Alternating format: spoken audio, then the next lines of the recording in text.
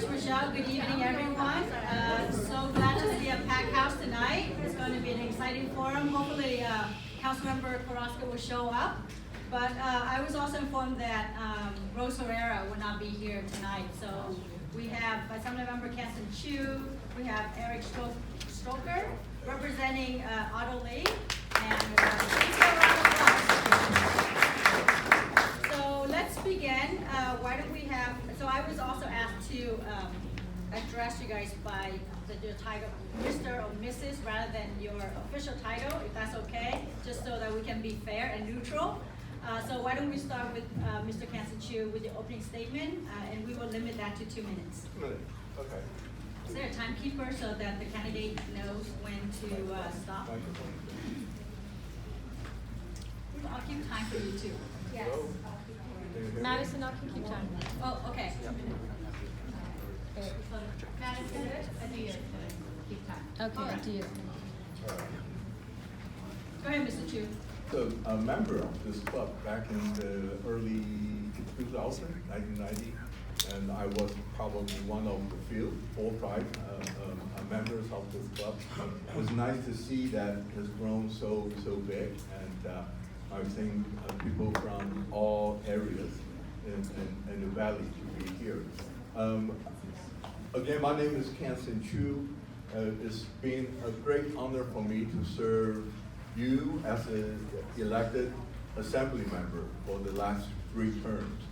And I wanted to bring my 20-some years of public service experience as a school board member, as a San Jose City Council member, and as an assembly member. And I was served on the Santa Clara County Mental Health Board for 8 years, and also served on the Private Industry Council. It's a Work to Future board for many years. And the Private Industry Council, as you may know, that help with dislocated workers and at-risk youth. So with more than 20-some years of experience, I wanted to bring that home to Santa Clara County, where my 4th-generation family has called it home in the last 42 consecutive years. So I really want to thank you very much for taking the time to listen to us and ask us questions. I have flyers and have a detailed bios in the back. And if you have any questions, please feel free to call me. Thank you very much for having me. Thank you very much, Mr. Chu. Otto is in London right now. He's a intellectual property law lawyer, and there's a big conference there going on right now, and so he's there. So I am the fill-in for the fill-in this evening. But thank you guys for being here. And just, one of the things about Otto, a lot of you guys know him. He's been around. He's been doing this since he was in his 30s. Getting on the planning commission and being active ever since. And he's just looking to continue his public service to the community. He wants to do more, just like he did, just like he's always done. And he sends his best. He sends me.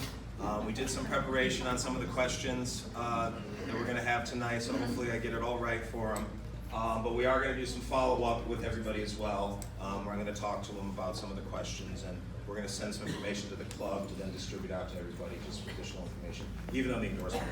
But I'm Eric here as Otto, and I look forward to doing this.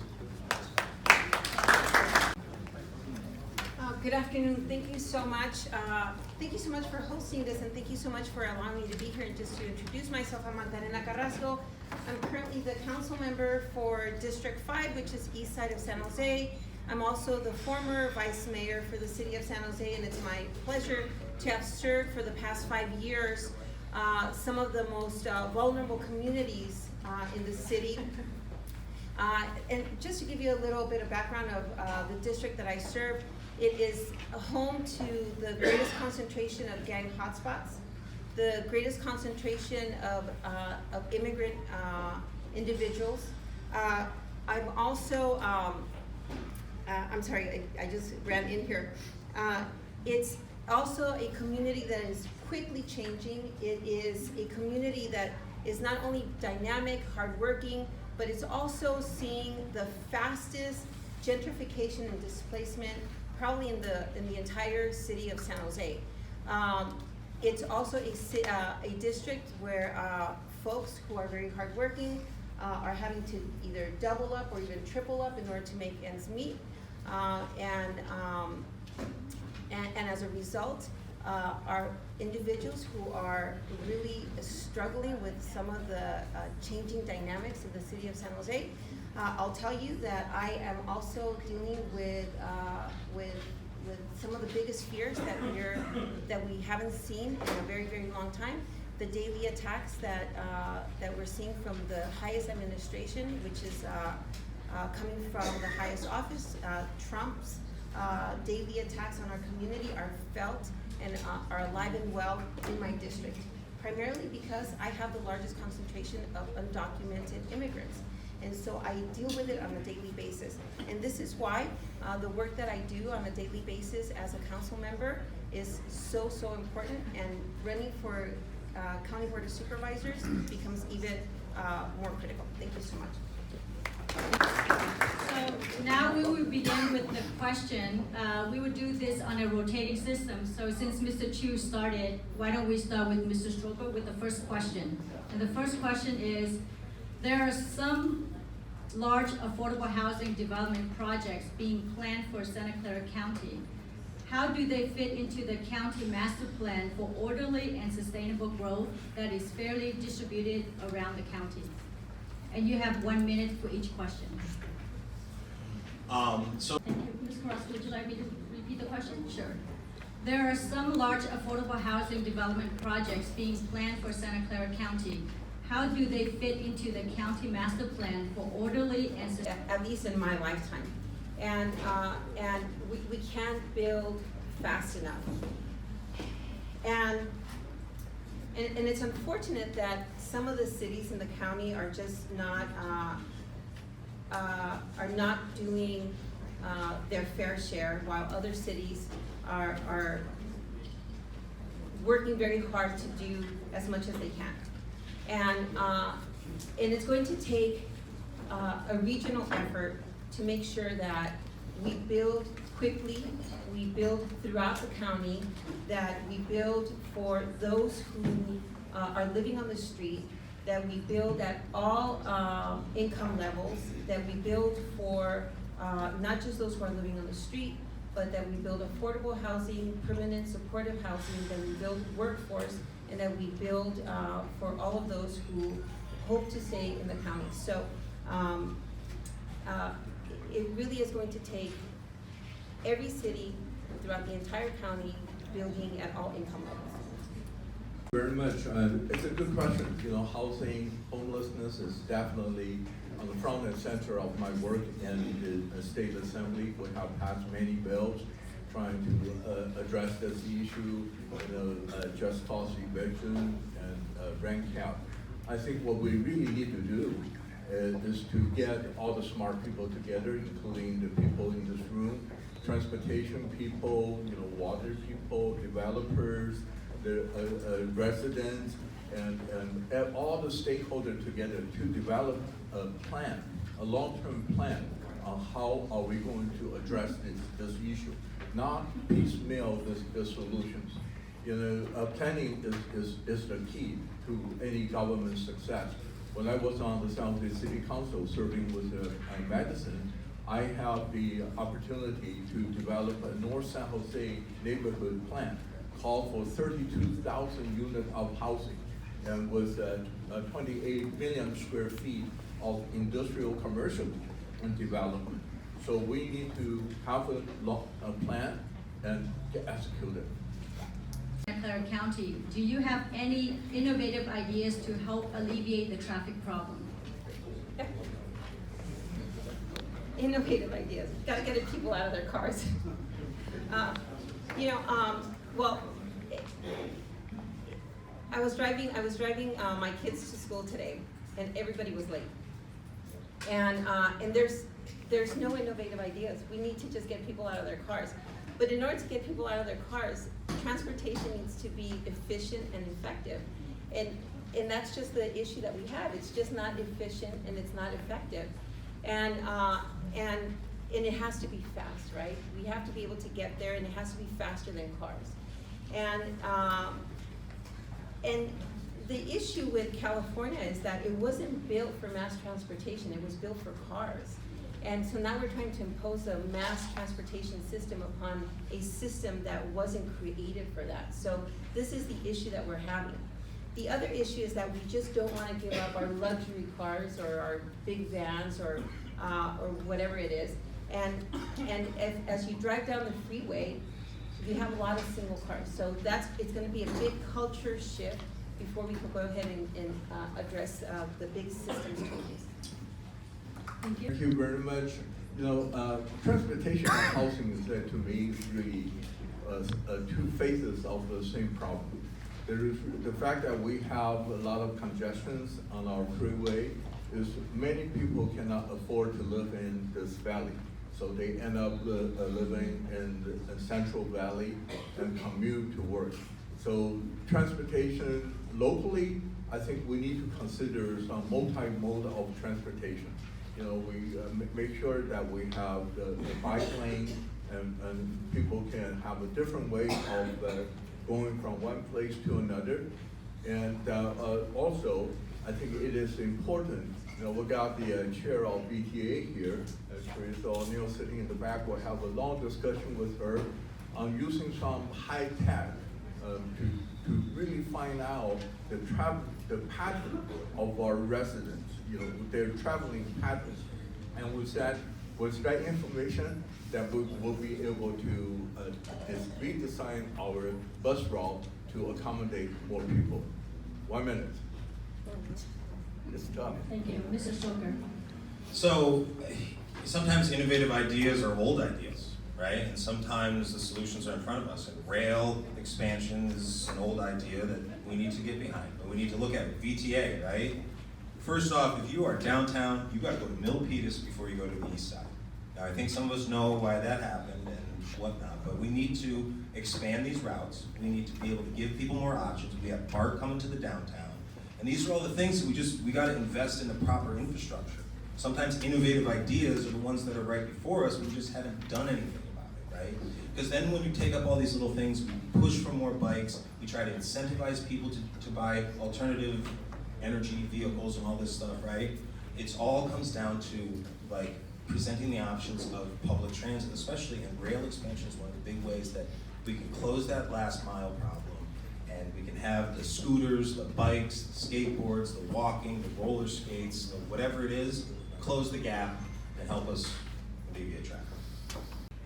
We have repeatedly seen that mass shootings are often perpetrated by men with a history of domestic abuse. Yet a recent federal study showed that fewer than half of the reported domestic violence cases result in an arrest or charges filed, even when the perpetrator had a weapon. What is one specific thing you will do as supervisor to ensure that domestic violence perpetrators don't become mass shooters? And we will begin this with Mr. Chu. Thank you very much. It's about 30 seconds to ask a question, but I have only 1 minute to answer. But let me also bring up to your attention of my voting record. You know, I have 100% record of voting for sensible gun control measures. And I just recently awarded by the Mental Health America, it's the nationwide organization of being the champion for mental health issues. I think the fact that some of the domestic violence didn't get reported has a lot to do with our top leaders in Washington, D.C. There's a lot of undocumented people. You know, they will not even come out to be a witness of a crime. You know, forget about reporting of the crime. So that's also has something to do with underreporting, and the fact that DA doesn't have sufficient resources to go after those people is also a big concern. So this is actually something that Otto and I discussed earlier today. One of the things he wanted to express around the issue of gun violence and whatnot is that mental health is not an excuse or a cover for hate and bigotry and violence and a lot of the problems that we have with individuals that are doing this stuff and the dangerous individuals in our community that should not have weapons or access to them, right? And so that's a part of this dynamic. It's just the conversation around what are we looking at, right? And that's why you get a lot of this he said, she said stuff where it becomes very hard to prosecute and to get follow-ups and to get justice for people, right? So there's a lot of things that go into this issue. You know, it has to start somewhere, and I gotta give some credit to the council member with her efforts recently on the tobacco, the vaping stuff. We just need to make action. We just need to take action and do something on it, right? Well, we may be limited and we may not have all these options, but doing something has to be a part of what we are here for. Thank you, Ms. Carrasco. Well, thank you for mentioning that. That goes on Wednesday's rules. But when it comes to domestic violence, I was a social worker for 25 years before ever coming into the world of politics. And my introduction into social work was actually with domestic violence. And it wasn't working with the survivors, it was actually working with the perpetrators. Because the change, as my mentor said, was going to be really getting to the root of the cause. And so as a result, I really have made it an effort in the city of San Jose to address the issues of domestic violence in the city of San Jose. So as a result, we have allocated funding to create a specialized unit that goes out with police officers when there is a domestic violence situation to measure the lethality of the situation and be able to give women additional resources. This didn't happen before, and so you left women in very dangerous situations, quite potentially putting them at risk of losing their lives. And this is something that a lot of folks don't understand, how dangerous it is when you leave women in these kind of situations. There is a potential of losing your life. This is something that I will continue in the county. You must address the underlying issue and the potential of life loss. Thank you. We will begin the fourth question with Mr. Stroker. The question is, Santa Clara County has traditionally played a role in protecting and caring for its marginalized residents. What do you see as the most important unmet need, and what additional services would you provide to address that need? Could you just repeat that one more time? Sorry. Happy to. Not to think about. The question On all is, behalf. Santa Clara County has traditionally played a role in protecting and caring for its marginalized residents. What do you see as the most important unmet need, and what additional services would you provide to address that need? So, in discussing this, I mean, the list is long, right? But I think the top of it is it's the healthcare services, right? With our hospitals and the healthcare services that are provided through the county being one of the most important things that the county does for us, right? So it's just, how are we not covering everybody, right? What do we need to do to take the steps to cover everybody? You know, we've done that for children, we're doing it for vulnerable populations, but it's also, we're definitely and obviously not doing enough, right? There's a lot of unhoused people without insurance, there's a lot of unhoused people without, access to medical care, there's a lot of that stuff, right? But to layer on top of that, right, we can go back to the last issue around domestic violence stuff, and what are we doing to, process, backlog cases with our departments? What are we doing to protect people? What are we doing to provide housing, shelters, and opportunities, right? What are we doing to just provide somebody potentially the, clothes and the ability to be able to go home and feel safe again, right? There's a lot of these things that play into that, the healthcare and social services for the community. Thank you. Ms. Carrasco? Well, this goes back to the top priorities that I have at the county. And one is, of course, housing, and especially as it pertains to our houseless population. One, I don't think that we're building fast enough, but even if we were to build quicker, if we were to build throughout the whole county, there's still a homeless population that is unmet. And what do you do in between now and the time that you build. I think that there is a huge need to bridge that time in between. And then I think that there is still a huge unmet population, which is women and children, but especially for undocumented population. And primarily because of the issue around public charge. A lot of families are very concerned about receiving services and this coming back and being used against them. And so making sure that our families are receiving those services that they really need, that are critical to their survival and to their health. Thank you. Mr. Chu? I would invite the timekeeper to come up to the front, so we'll be able to see you. That doesn't count to my 1 minute. That's just a suggestion. All right, It would but help. anyway, I think the health system is definitely the healthcare. I don't think we have the true healthcare system and the disparity between the physical care and the mental health. I felt that the system that we have is really a sick care. When people get sick, they will go to the hospital or to go to the doctor for their health. So preventive measure, either physical health as well as mental health is important.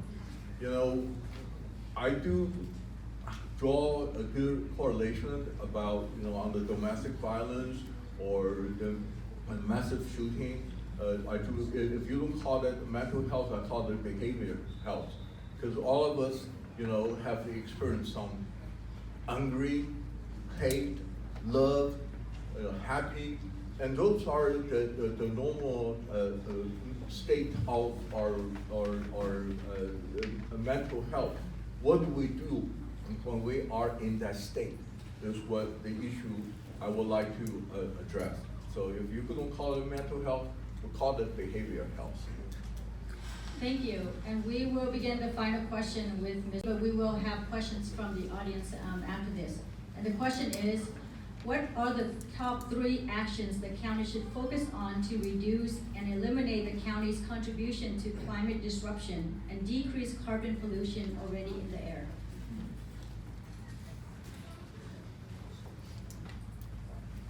Thank you. We're introducing a memo tomorrow in the city of San Jose to decrease our carbon footprint. And one of them is additional infrastructure investment in our housing complexes. I just recently bought a used hybrid van to drive my children around and myself. But one of the biggest frustrations has been that I can't find anywhere to plug in my van. And so one of the things that we're doing is, in order to cut costs down, is to be able to invest in that infrastructure from the get-go instead of going back and retrofitting those buildings. And so we're introducing this memo, and we'll have a press conference tomorrow. But I think that is one of the easiest, cheapest way that we can go ahead and do that. I know that the county has its own energy program, just like the city of San Jose does, but encouraging individuals to participate in that is another way. Mr. Chu?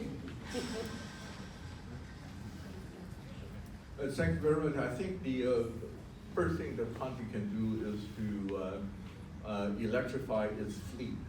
Make sure that set up a good example. All the gas emission gas hog could be replaced. And secondly, when I was on the San Jose City Council, I do serve at the Commission on Waste Reduction, and so I think we're concentrating on reducing the waste and recycling is another issue. And some of the country buildings, again, can look at the possibility of retrofitting some of the buildings, put some solar panels on it, set an example.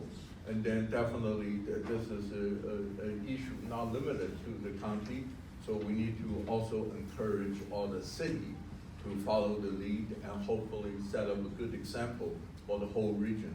And in the state, we have tried very, very hard, and I'm 100% with the League of Conservation Voters in terms of making sure that our state is green. Thank you. Thank you, Mr. Shepherd. So I'll try to get through three. I know the thing Otto would want me to tell you is, he was the green mayor of Sunnyvale. Environmental stuff was very important to him. Plastic bag ban stuff that actually happened around the similar time that Councilmember Chu pushed it through in San Jose. But just real quick, similar to what he mentioned before, 2029 is the goal for the VTA zero emission buses. I don't know why we have to wait that long. Let's speed that up. Let's get that going. Things like that, setting the example. The rail expansion that I mentioned earlier, we just need to do that. We just need to expand the rail options that we have. It's almost frightening that we don't already have Evergreen. And another thing is also about corporate responsibility. When the Silicon Valley Leadership Group publishes their questionnaires, there's going to be a story that Otto shared about working with developers in Sunnyvale to push them to do green buildings, and because it saved them money. And I think a big part is we're all being asked to do all these little things. We're being asked to be the members of the revolution. Well, we need to have corporate responsibility with it as well. Thank you very much. And that concludes the questions from me. Now we will turn to the audience for their questions, and the same rules apply. You have 1 minute to answer each question. And I don't know if you want me to address the audience or somebody. Why don't you, I'll call the audience. Okay. Let's start right here. The gentleman in the front row.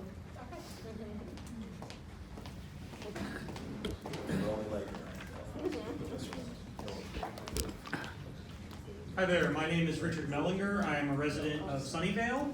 My question is, how will you work to improve public transit outside of San Jose? The North County and the West Valley are very underserved by the VTA right now. Thank you. So we would do the same. We would do on a rotating system. Why don't we start with Ms. Carrasco? well, thank you. Well, I currently sit on VTA, and we welcome the input of the other board members. We have representation from West Valley, North Valley, and other parts of the county. So there's a lot of conversations about how we go ahead and expand the projects. And my belief is, and I would hope that the rest of the board shares this, is that we need to connect those that need mass transportation, that are transportation dependent, to the rest of the county. East San Jose, for example, is one of the most transit dependent areas in the county, works in the rest of the valley. They're dependent on buses, they're dependent on BRT, they're dependent on light rail, they're dependent on making sure that those buses are efficient, but that they are connected to the west side, to the north side, to the south side. And we need to make sure that all of those projects are interconnected and that they're efficient and that they get them to their jobs, which run the Thank you, Ms. underground Carrasco. economy. Oh, thank you. You know what, I'm gonna Where's keep the minute? time now because she's Yeah. running around, so. Okay, Yeah. okay. Mr. Chu, same Okay. question. Great, thank you very much for the question. It is a very important issue. The BTA bus will stop at the county border and will not go into the Alameda or San Mateo County. This is the issue I think I'll be able to help out because of my connection and relationship with our neighboring county supervisors and as well as their state legislative, their representative. And we need to work collaboratively, instead of drawing the lines. So this is our territory, and then across the border is your territory. As an assembly member, I got the opportunity to serve both the Santa Clara County cities, Milpitas, North San Jose, El Visto, Santa Clara, but also have the honor and representing Newark and Fremont. So a lot of county to county, outside our county boundary, we definitely need to work collaboratively to address this regional issue. Thank you, Mr. Chu. Mr. Schober, same question?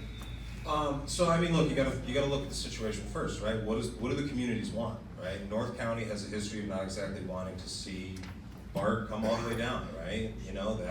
why we're in the quagmire we're in some ways, right? So some of these cities have to figure, or some of the areas I think the North County need to figure out where we are for what they want for their services, right? Because they're already kind of connected along the rail, but a lot of people, they're in their vehicles because that's the lifestyle they have. I think what we really need to do is to figure out how do we make people down in South County, you know, it's like you got what, 3 Caltrain times in the morning, 3 in the evening? No, It's 2 up. 2, even there you go, right? I mean, how are we supposed to rely on that, right? We gotta find a way to get, committed, dedicated funding for those rail lines. So maybe it's free. You know, maybe we go the big route, right? And we do the free transit stuff, you know, whatever it is, but we just need to find a way to get people that find it as a viable option, not just there, right? And we need to work with the people in, especially North County, to be like, what are you willing to do? You know, what are we willing to do to solve this? Thank you very much. The grand jury came out with a report recently saying that the BTA governance structure apparently was not up to the job, and as a result, the light rail system and bus system in this county is one of the worst in the entire nation. And you're suggesting we do rail expansion, you're suggesting we need efficient and effective multimodal connections, and I will agree with you. But the rail expansion, if you're talking about BART or LRT, I can't see that because the ROI, the return on our investment is so low. So I'm looking for actually something that is new. Like a light technology called personal rapid transit that is on elevated guideways using small vehicles like cars, that we could build a small system to serve the BART station in Milpitas for $60 million. Are any of you 3 interested in supporting an experimental project on advanced transit like that? And we will begin with Mr. Chu. But before we actually do that, if we keep the question to short so that the candidates can actually answer, then that way we get more questions from the audience members. But we'll begin that question with Mr. Chu. Well, thank you, Rob, for the question. I know somebody turn on my mic. Is it on? No. Not on. We're all on Just battery. speak loud. Yeah, battery's dead. Battery's down. Speak All loud. right. Just speak I'll loud. speak up loud. Take mine. I can hear you. As long I can as hear you. If you can't hear me, then we'll serve the purpose. But thank you very much, Rob. Thank you for working on this for a long time and holding community meetings and Milpitas, trying to introduce this PRT to the leadership in Milpitas. You know my position. You know I do support it. You know we actually are thinking about a similar position to connect a BART line from the Santa Clara train station to the San Jose International Airport with a PRT system. It's really not a new idea, and I know in Europe and other places, some airports in Europe already have that system. So this is definitely something I will support, you know, but the devil's are in the detail. Should we give it to a private party, or should Thank you, Mr. Chu. should we give Thank you, it? Mr. Chu. Oh, thank you I'm very the much. timekeeper now. Oh, Mr. okay. Soder. All right. So are you next? Yeah. It's not gonna reach. Yeah, you wanna stand up and say over. Sure, I'm loud, everybody knows that. So, I mean, the first thing I know that I think Otto would want to know is where you get your numbers on the return of investment, because I know a lot of things that we see, when you invest in public transit, you get 4 times back on it, right? And I think when we're dealing with climate change, I mean, what's a bigger return on investment than like the future of our ability to be alive, right? So that's one of those things that I think we'd have to challenge there. I think in terms of Otto's idea on the thing that you mentioned, I mean, he's somebody that's open to ideas, right? He's somebody that's open to big ideas. You know, we're in Silicon Valley and we have to embrace some of that stuff, try it out.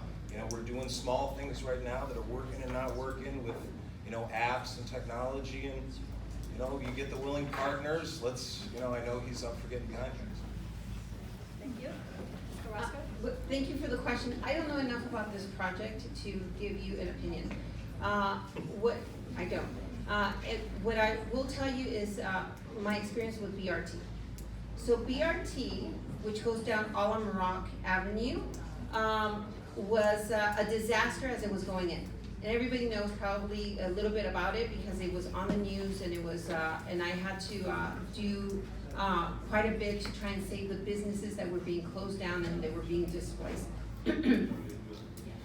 But what we have seen is that ridership has gone up. And now that the investment has gone in, Rock is a transit corridor. And now we have a great deal of interest and permits approved for at least 7 developments that will be going in throughout this year and next. We will have over 2,000 new units going in with maybe about 10,000 new individuals at all income levels. Thank you, Ms. Carrasco. Oh, darn.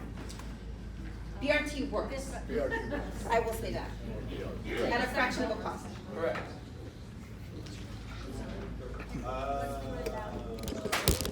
It doesn't. Go ahead. Oh. Hi, so I worked at the county for over 15 years, and I know that they offer a variety of services. Most of them are hidden to the public. For example, social services agency, the jail system, the county hospital. My question to you is, given the 22,000 employees and large budget of the county, how will you balance the needs of those different types of services that are somewhat hidden to most of our population? We will begin with Mr. Stroman. Cool. So that's a big one, and that was not one Otto and I went over since. You know, it's not on the standard form, right, of these all items, right? But look, I think, you know, my experience working with Otto and talking about a lot of the stuff that the county does, right? How do you balance the 22,000 employees? How do you get all this stuff done, right? He just sent a letter in support to the county board of supervisors actually about the contract for SEIU. So that was something that recently went out before he went to London. And trying to just make sure that first and foremost the employees are properly compensated, right? They are the backbone of all the services that you're talking about that we know and we don't know about.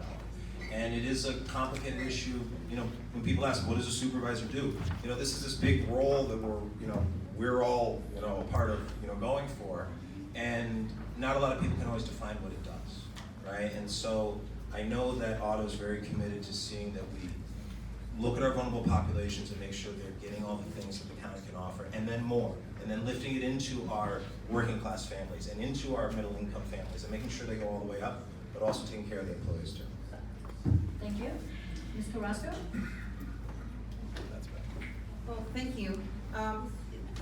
This is always a very difficult balancing act, and as someone that's been on the council for the past 5 years, I mean, we've gone through several cycles of negotiations and contracts, and this is one of the most expensive areas, not just in California, but in the country. And one of the things that we know for sure is that we lose talent. We're unable to attract it, and we're unable to retain it because we can't compete with neighboring cities. And so in order to be able to serve the residents of the city of San Jose, for example, we've had to go back, renegotiate those contracts, and be able to compensate our employees adequately in order to just simply compete and to keep up the pace. And so we have to be able to pay our employees adequately so that we can compete, we can continue providing services, and we can continue being a city that does not provide services on the backs of our employees, but rather. Thank you, Ms. Carrasco. Thank you. Mr. Chu? Thank you very much. The question is the priority. How do we prioritize our very scarce revenue? You know, I would say that the county's main purpose is to provide a strong safety net. So I'm prioritizing the spending of our very limited revenue. I think it's a test of the value system of your elected official, where your value systems are. You know, I'm a 4th generation family. You know, personally speaking, I have a 98-year-old mother, and I have a 6-year-old and a 4-year-old grandchildren. So the senior services is very, very important to me, because we understand there's a silver tsunami coming, and we need to make sure that those people be able to retire the place where they grow up, where they spend their Thank you, Mr. Chu. time to live to work. Going to the fourth questions from the audience. Budget, I believe about $8 billion. Half of that goes to health-keeping services. So, managed care contracts, belly medical, behavioral health, and mental health. Day one, if elected, what are your priorities for managed care contracts? What are your priorities for healthcare, for the insurance of quality services that are delivered to patients and the citizens in the county? Definitely, you know. Actually, we're gonna start that question with Ms. Carrasco. I'm gonna go in order. Sorry.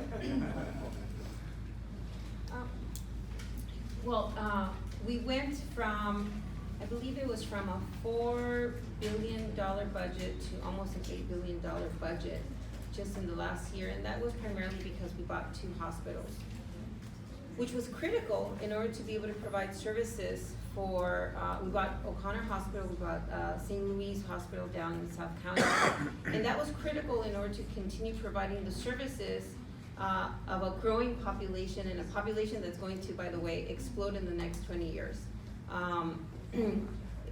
San Jose alone is going to grow in the next 20 years by 250,000. So we need to make sure that we can provide those healthcare services, mental health care services, behavioral services, and because I worked in social services, that to me is of course a huge priority. We take care of foster care children. We take care of our growing senior population. By the way, the tsunami is here, as I'm looking at. All right, with that, thank you, Ms. Carrasco. I'm there with you. Mr. Chu. Thank you very much for the question. I am a strong believer of preventive healthcare. Preventive, what did it say? 1 ounce of prevention worth pound of health. So I would make sure that we have preventive care. And also, I would like to, again, see the parity of the mental health and the physical health. In the state assembly, I'm one of the members that has been strongly advocating for more language accessibility of many of our documents. I had the bill just signed into the law by the governor just to require all the important documents from Medicare to be translated in every county into the threshold language. So I think the language accessibility is a big deal. And the other one is when we're providing those services, whether it's mental health services or physical services or sick care, I think we need to, in Santa Clara County is a very, very diverse county. So we need to make sure that whatever services that we provide will have a culturally appropriated approach. Thank you, Mr. Chu. Mr. Stoker. So in terms of me, Otto Lee, on day one, what do I do? You know, the only thing I can really speak to it necessarily is the Otto that I know in terms of what he's had to deal with, his military service and dealing with, you know, veterans health care and seeing the struggles that they go through and what it takes to just live up to the commitment that people talk about when they serve, right? It's like you step up and you serve, we're gonna commit to you on this, and how we see that struggle first and foremost. And then I just know him in his professional career to be somebody that, look, so much of what I believe seeing him thrive in his business is around just the liability issue, right? Being there and being responsible. It's like, you got a responsibility, we're gonna follow up on it. We're right on day one, right on moment one, and start off that way, right? So there's no lack, there's no gaps, there's no short in being able to say, look, we have to do these things and we're gonna make sure we get it done. Thank you very much. And that concludes questions from the audience. 1 minute for closing statement. And we will begin with the lady. Ms. Carrasco.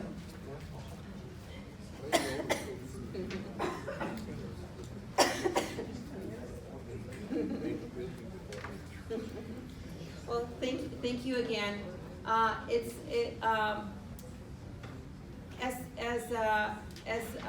the issues that are affecting our county become more and more complex, I believe that the County Board of Supervisors is going to play an even more critical role in the health and well-being of our residents. I think this is such an important role, and I'm very proud to be able to run alongside of the candidates that are here, including Eric Stroker. I'm very proud of a few of the issues that I've championed on the City Council. Among them, wage theft ordinance, because we know that wage theft is one that impacts especially and primarily women. Rent control and tenant protection ordinance, minimum wage, even though the state had already passed it, thank you so very much, but we were ahead of the state in implementing it. San Jose, I was one that. I'm sorry, Ms. Carrasco, but your 1 minute's up. Oh, You can go to our I thought it was website. 2 minutes, well, thank you It's so just much. 1 minute. Thank you. I have to take my marching orders seriously. Well, Thank you. first of all, I Mr. want to Chu? thank you very much for your questions. That really reflect the value of these great audiences. I have a strong democratic value, and I'm very proud to report that over the 5 years I served as your assembly member, I have donated $100,000 every year to help to flip so many seats in the state assembly. Now we have 61 out of the 80 are a Democrat. So I want to emphasize the democratic value. And I want to also share some of my track record. You know, we know that in stock market, the track record is not a guarantee of the future return. But we're not in that business. We're in the public services business. I want to just bring to your attention, I'm 100% scored on the women's issue by the Courage campaign. And I'm also 100% scored on the environmental issue Thank you, by Mr. the League Chu. of Conservation Voters and Thank you, Mr. California Chu. Environmental Justice Alliance. Thank you, Mr. Chu. Thank you. I'm 100%, please check my record. Mr. Stoker, you have 1 minute, please. All right, so autolee.org, autolee.org, autolee.org, more stuff there. Thank you guys all. Thank you to the other candidates for doing this, and the club and everybody. You know, immigrant, Bronze Star, father, business owner, former mayor, all that stuff, right? That's, you know, a big part of what Otto, you know, would be sharing with you right now. But a big part of it is just, you know, getting to see him around the Democratic Party and getting to see him around both the state and the DNC stuff. He's somebody that is very active.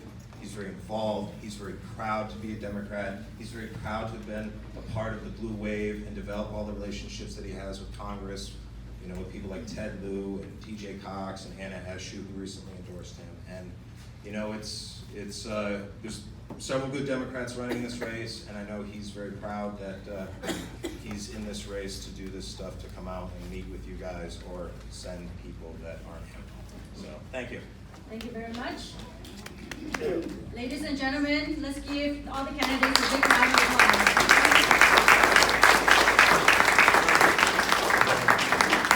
Well, this time I'm going to turn the mic back to the committee, and they will go into the voting process. Thank you, everyone. Hang on. Don't leave before you vote. Linda, come over here. Only ballot number 1. I'm right here. I'm in the back of the room. Only ballot number 1. Ballot number 1. Ballot number 1. And then only ballot number 1. Right over there, next round. Only ballot.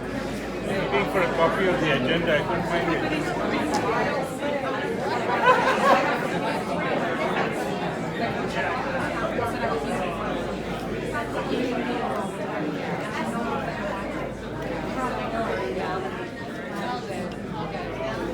At least I know what I was looking at.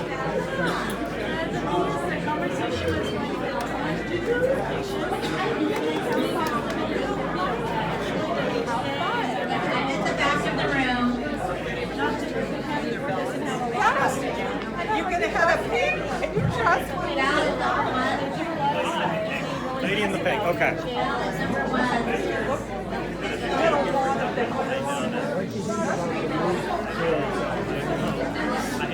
I think it's a good idea.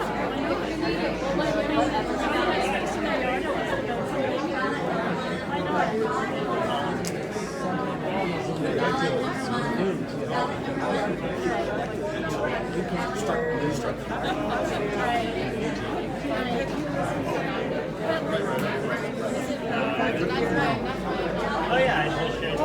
Now tonight. As we look back at this year, let's be all thankful for your good health. We've had many members who have had health challenges for themselves or for their family this year. For me and my family, all of June and July were extremely stressful. Months because my wife was in and out of ER 3 times with about 9 procedures. To add to that stress, this past month, my sons lost their grandfather, my wife lost her father, enduring 3 weeks of hospice and 2 trips across the country, for which the previous weekend was a funeral. Thanks to all the board members for consideration during this time. During that time, when my wife was in and out of the hospital and my father-in-law was dying, I did my best to participate in SVDC activities, but unfortunately I could not attend the August E-Board meeting. And I understand from reading the draft meeting minutes that there was concern about how the California pre-endorsement meeting reps for our club was chosen. I have done and continue to do my best to follow the bylaws of our club, and have done to the best of my understanding. I appreciate everyone's understanding, giving me the time so that I and the board can discuss this at the next executive board meeting. Change is never easy, but it has been healthy for an organization. However, I'm glad to have helped guide some changes this year that I wholeheartedly support, such as posting e-board agendas and minutes, announcing committee chair openings, and announcing vacancies on the board for the whole membership to see. This resulted in our newest SVDC board member, and I don't know, I haven't seen him here, Frank Ponsinia, applying and being appointed by the board recently. Frank has a stellar bio, deep knowledge and expertise in many areas, and he adds more diversity to our club's leadership. As one of my last items to champion, I hope to help encouraging more diversity and inclusiveness within the SVDC. At the county Democratic Party level, they are starting a diversity and inclusiveness committee. I am going to propose similar committee in our club for the board to consider. Please contact me if you have an interest in this or ideas about this so that we can share your thoughts with the board. I have loved getting to know the members this year. However, I will not be running for re-election for SVDC president. And I have trust in the nominating committee to put together a slate for 2020. As originally planned in 2018, I hope for gender parity, that a woman runs for SVDC president and with the help of the nominating committee. My personal political agenda next year will be focused outside the club, and with any luck, you'll hear about it. I wish everyone the best. Please send good wishes and positive thoughts for good health to all. Now, I look forward to seeing who will be serving on next year's SVDC Executive Board. And with that, as the SVDC bylaws, a nominating committee shall be established at the September regular membership meeting. It's September. Executive officers shall not serve on the nominating committee, and committee members shall not be candidates for executive office. All other members in good standing may volunteer or be nominated to be members of the nominating committee. The committee shall consist of 5 members. I, as the SVDC president, shall call for volunteers to the committee from the floor during the membership meeting. If fewer than 5 members volunteer, those members shall be on the committee. I, as president, then will call for nominations from the floor to fill any remaining vacancies. Should there be more such nominees, then would constitute a committee of 5, meaning more people are interested in 5, right? The remaining positions shall be filled from the nominees chosen by a random drawing. So we'll pass out a hat, you put your name in if you want to be on this nominating committee, and we would pick those 5 people. All volunteers and nominations to the committee shall be subject to the approval of the membership president at the meeting. So those are from the bylaws. I think Kristen is going to be, so by a show of hands, I'd like to find out how many people are interested in being in the nominating committee at this point in time. And then, and I think they should probably write their names down. No? Can I Yeah. I'll hand it over to Kristen because she's the election chair and she'll procedurally have it right. All right, thank you. Sure. Yeah, so bottom line, we need at least five volunteers. It's important to have parity, gender parity, so we're looking for 5 either volunteers or people who are gonna nominate someone who you already know wants to do it, okay? So who would like to nominate? Jenny? I'd like to nominate Belinda Stowe. Okay, thank you. Kristen? Yes, Fred. Myself? Okay, Fred, awesome. Michelle? I nominate myself, and I also nominate Kathy Williams. Okay, great. Hold on one second, I'm sorry, I don't write very fast. Williams, okay? Yes. I nominate myself, David Wessel, how do you spell your last name? Okay. Shalom? I nominate myself. Okay, great.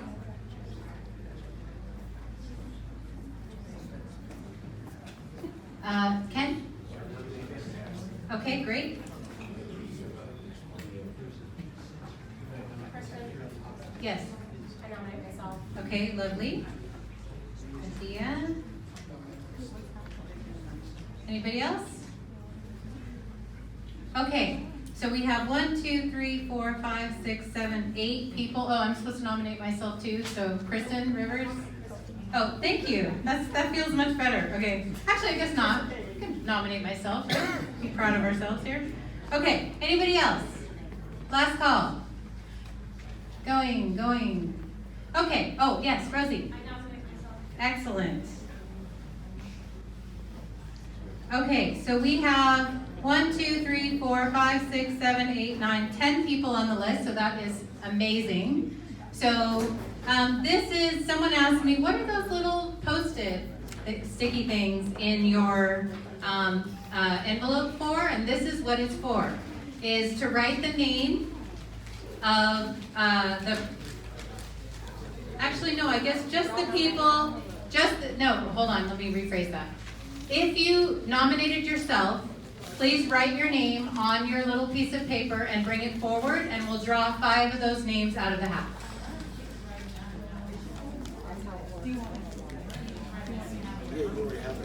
Okay, okay, I'll tear up this paper I have here. Hold on a second. Why don't we just write them down? Write your name. Why don't we just write them on this? That's what they're for. Okay.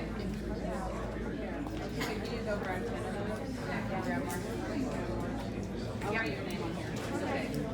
Yeah, I'm writing your name. Belinda. Eddie, come here. We want you to pull the names because you're not in there. Okay, so because my name is in here, I am not going to draw. So these are our happy names. So Jenny. All right, Michelle Dauber. Woo! Number 1. Kristen Rivers. That's me. I see. I didn't cheat. I was in there. Adia Hope. Adia, you got more work. No. Belinda Stowe.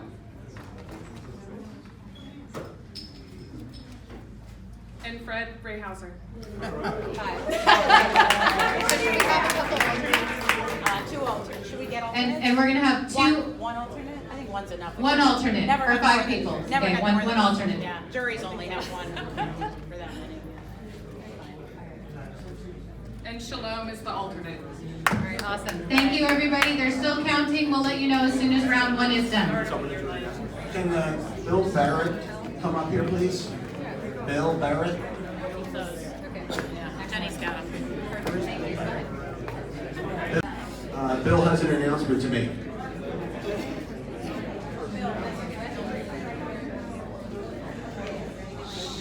I'd like to introduce Mr. David Donaldson to you. David, please come up.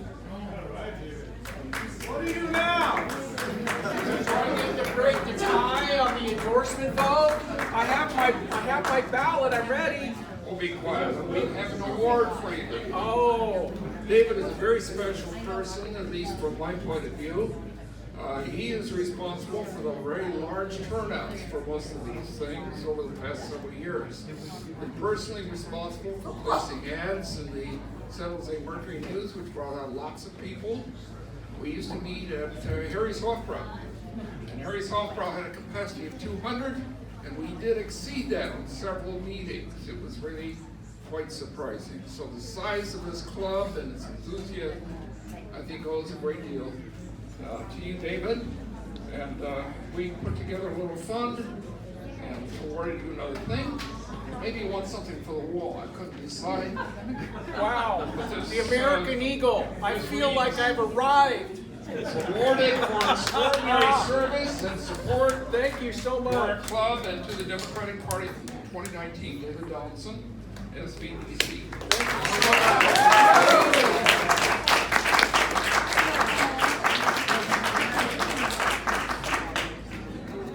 Thank you. Again, thank you.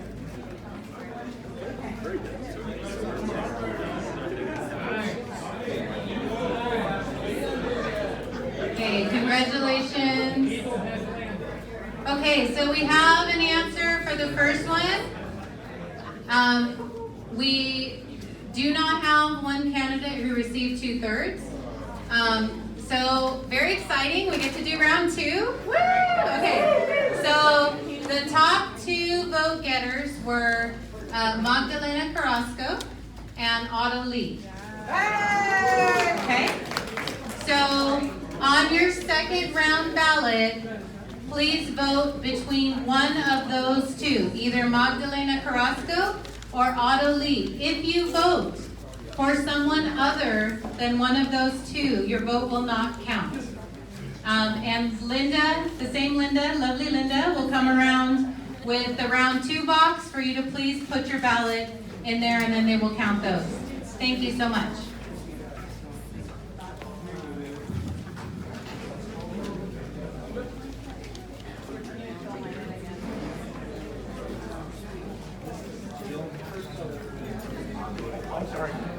Sorry about that. The voting procedure, Yeah.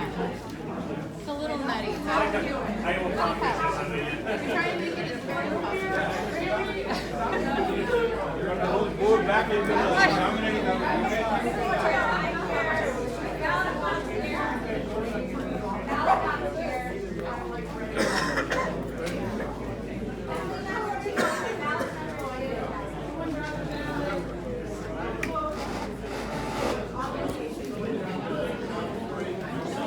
Shoot.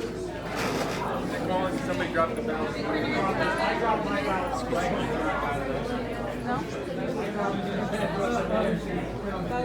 Votes. Linda, raise your hand, raise the box. Okay, how about if you, want to move around so that people can get you without having to mob you. Okay, has everybody on this side voted in ballot 2? You made your ballot 2 yet? We're on ballot 2. Ballot number 2. She's over there.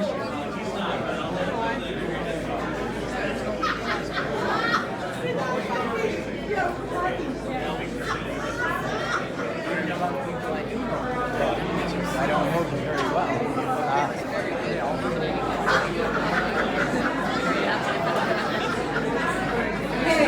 If you have not yet... We will be working with both groups by participating in ARCC's Toy Drive and Next Door Solutions Winter Open House. Both will be held in December. We will have opportunities for club members to donate needed items, toys, bedding, toiletries, etc., as well as make cash donations over the next few months. We also invite you to join the e-board in volunteering with each of those worthwhile organizations to support each of their holiday events. There will be more details provided by email and on the SVDC website, and we thank you in advance for support of those organizations. And thanks again for your attention. So it makes the time go by a little quicker as they're counting, right? In anticipation of what's going to be. But please keep that on your calendar and watch your emails. Thank you.